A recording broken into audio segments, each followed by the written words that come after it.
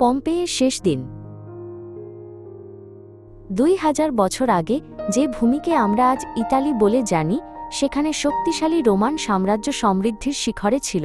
তার দক্ষিণ উপকূলে দাঁড়িয়েছিল এক সুন্দর ও প্রাণবন্ত নগরী, যার নাম পম্পেই।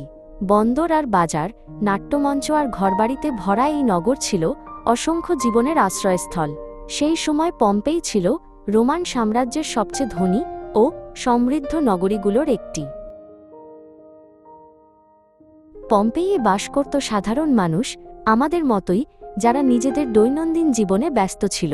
ভোর হওয়ার আগেই রুটিওয়ালা চুলা জ্বালাত এবং গরম রুটি বানাত। বন্দরে জেলেরা সদ্য ধরা মাছ পরিষ্কার করত এবং দিনের প্রস্তুতি নিত। ব্যবসায়ী ও ভ্রমণকারীরা সরগরম রাস্তায় তাদের ব্যস্ত সকাল শুরু করত।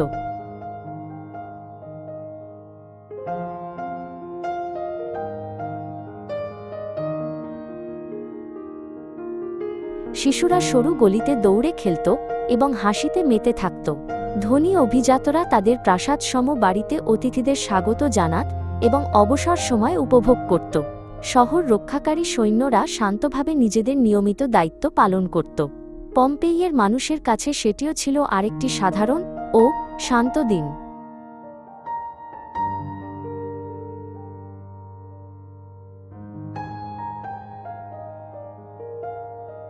শহর থেকে খুব দূরে নয়, ভিসুভিয়াস নামে একটি বিশাল পর্বত দাঁড়িয়েছিল।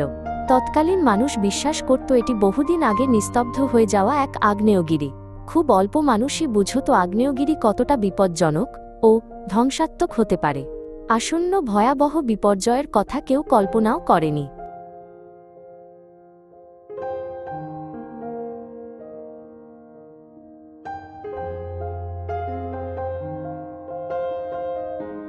ভোরবেলা রুটিওয়ালা গরম চুলার সামনে যত্ন করে রুটি বানাত। তাজা রুটির সুগন্ধ রাস্তায় ছড়িয়ে পড়ত এবং মানুষকে টানত। বন্দরে জেলেরা জাল মেরামত করত এবং নৌকা পরীক্ষা করত দিনের কাজের আগে। সবকিছুই ছিল পম্পেইয়ে প্রতিদিনের পরিচিত ও সাধারণ দৃশ্য।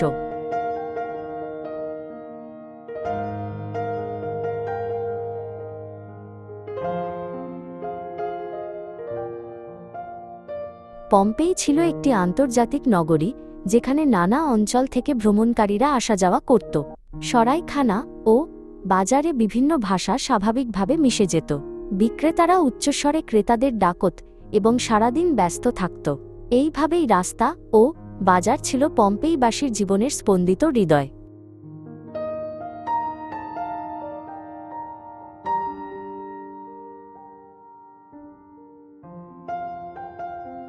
একদিন শহর জুড়ে অদ্ভুত ও ব্যাখ্যাত কিছু লক্ষণ দেখা দিতে শুরু করল। মাঝে মধ্যে মাটি হালকা কেঁপে উঠত এবং অচেনা শব্দ শোনা যেত। আকাশও অস্বাভাবিকভাবে অন্ধকার ও ভারী মনে হতে লাগল, কিন্তু অধিকাংশ মানুষ এগুলোকে সাময়িক ভেবে গুরুত্ব দিল না।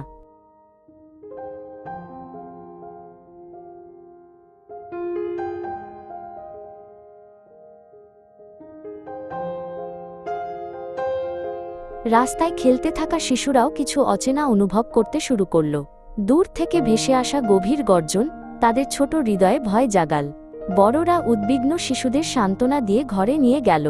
তবুও এক অদৃশ্য ভয় ধীরে ধীরে পুরো শহরে ছড়িয়ে পড়ল।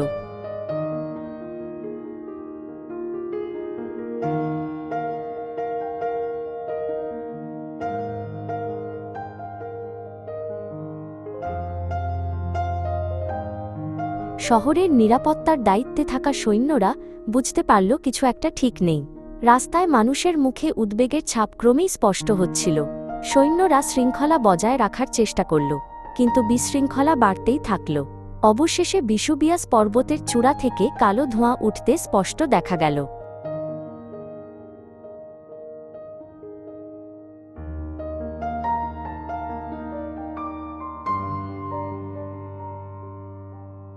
এক ব্যবসায়ী আগের মতোই এক ক্রেতার হাতে পণ্য তুলে দিচ্ছিল। হঠাৎ আকাশ থেকে ধূসর ছাই ধীরে ধীরে তুষারের মতো পড়তে শুরু করল। আতঙ্কিত মানুষ দ্রুত দোকান বন্ধ করে ঘরে ফিরে যেতে লাগল। শান্ত দৈনন্দিন জীবন ফাটল ধরতে শুরু করল এবং ভেঙে পড়ল।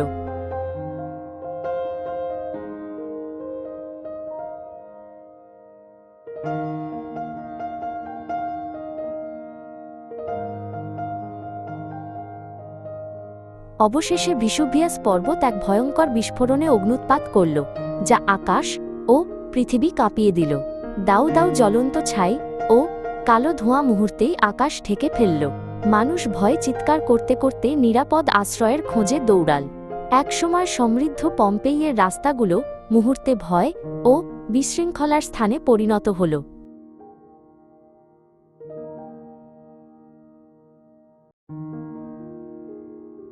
ভ্রমণকারী ও ব্যবসায়ী, জেলে ও অভিজাত সবাই একই তীব্র আতঙ্কের মুখোমুখি হল।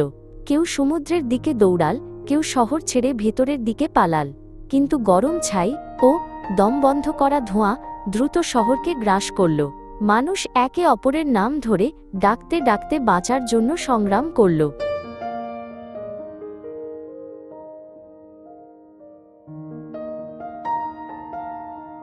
শেষ পর্যন্ত পম্পেই কয়েক মিটার পুরু আগ্নেয় ছাইয়ের স্তরের নিচে সম্পূর্ণ চাপা পড়ে গেল। রাস্তা ও ঘরবাড়ি, বাজার ও বন্দর সেদিনের মতোই সময়ের মধ্যে স্থির হয়ে গেল।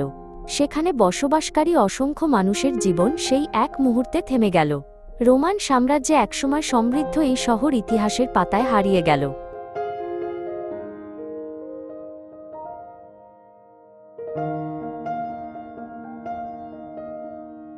শত শত বছর পেরিয়ে গেল এবং পম্পেইয়ের স্মৃতি ধীরে ধীরে মুছে গেল।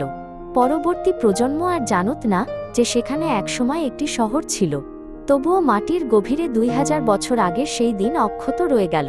ইতিহাস নীরবে অপেক্ষা করছিল আবার পৃথিবীর সামনে ফিরে আসার মুহূর্তের জন্য।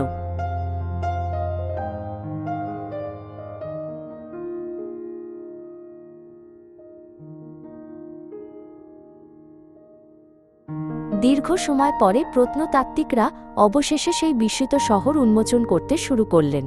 ঘরবাড়ি ও রাস্তা, দেয়ালচিত্র ও দৈনন্দিন জিনিসপত্র আশ্চর্যজনকভাবে সংরক্ষিত ছিল।